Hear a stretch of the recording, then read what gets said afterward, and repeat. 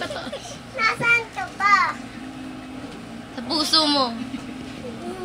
Nasaan na po ako? Diba yung manager ko humihingi sa akin pero wala? Di ko nadala eh. Kandasay. Bakit? Hindi mo nadala. Ano, kausap niya sarili niya? Di nga pwede, wala. Pwede, nandito yung project niya. Ayaw mo.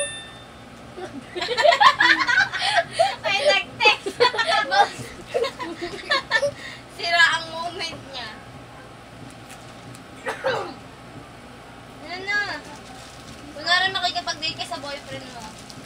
Wala pa ako nun, no? Gusto mo magka-meron? Ayaw. Bakit ayaw mo?